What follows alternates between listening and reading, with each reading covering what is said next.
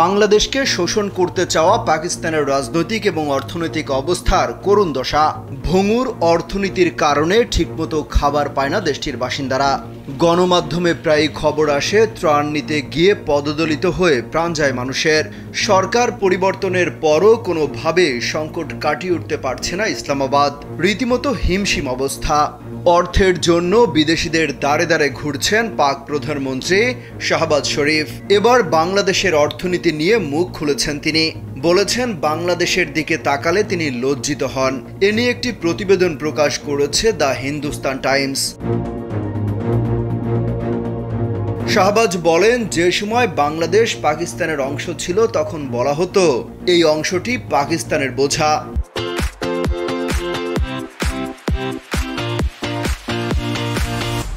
কিন্তু ওই বোঝাই এখন অর্থনৈতিক দিক দিয়ে ব্যাপক উন্নতি করেছে। ফলে এখন বাংলাদেশের দিকে তাকালে লজ্জা পান তিনি। কারণ বাংলাদেশ এগিয়ে গেলেও পাকিস্তান অর্থনৈতিকভাবে অনেক পিছিয়ে রয়েছে।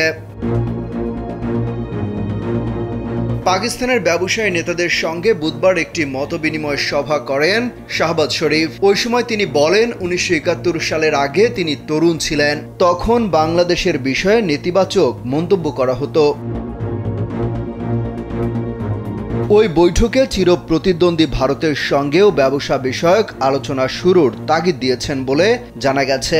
চলতি বছরের ফেব্রুয়ারিতে ইমরান খানকে জেলে রেখে পাকিস্তানে জাতীয় পরিষদের নির্বাচন হয়। ওই নির্বাচনে দ্বিতীয়বারের মতো প্রধানমন্ত্রী হন শাহবাজ শরীফ।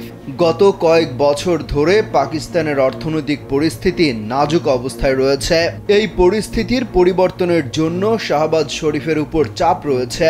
তিনি চেষ্টা করছেন ভঙ্গুর অর্থনীতি থেকে কিভাবে টেনে তোলা যায় পাকিস্তানকে। শুধু অর্থনীতি নয়, অনেক কিছুতেই বাংলাদেশের ধারের কাছেও নেই পাকিস্তান। 1971 সালে মহান মুক্তিযুদ্ধের মাধ্যমে দেশ স্বাধীনের 50 বছরে বহু এগিয়েছে বাংলাদেশ। বিশ্বের দরবারে পরিণত হয়েছে উন্নয়নের রোল মডেলে। এখন অনেক দেশ উন্নয়নের জন্য বাংলাদেশকে অনুসরণ করে বলেও দাবি করা হয় সরকারের পক্ষ থেকে। বিভিন্ন সময় বিভিন্ন ইস্যুতে পাকিস্তানের রাজনীতিতে বরাবরই উঠে আসে বাংলাদেশ প্রসঙ্গ। এর আগে পাকিস্তানের সাবেক প্রধানমন্ত্রী ইমরান খান পর্যন্ত পাক সেনাবাহিনী নিয়ে বিস্ফোরক মন্তব্য করেন। তিনি বলেন, বাংলাদেশের মানুষের উপর 1971-এর মতো নির্যাতন চালাচ্ছে তাদের সেনাবাহিনী। অমিত হাসান রবিন, কালবেলা।